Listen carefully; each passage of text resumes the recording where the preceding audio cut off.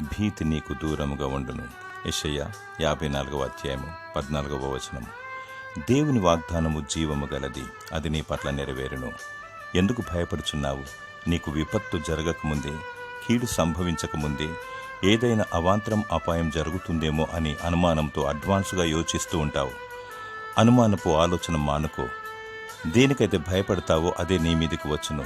చెడు తలంపులు ఆలోచన తీసుకువస్తున్న దుష్టుడా, యేసు రక్తములో నిన్ను కాల్చివేచున్నానని యేసు నామములో గద్దించు. దేవునికి లోబడుము, అపవాదిని ఎదురించుము. 365 సార్లు భయపడకుమని దేవుడు నీకు సెలవిస్తున్నాడు.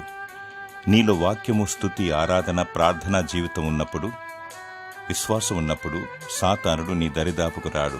నీలో ఉన్నవాడు ఈ లోకంలో ఉన్నవాని కంటే గొప్పవాడు. అధైర్యపడకు. భీతి నీకు దూరముగా ఉండును. దేవుని స్తుతించు. దేవుడు నీ పక్షాన ఉండి ధైర్యము గల ఆత్మను దయచేయునుగాక. ఆమేన్.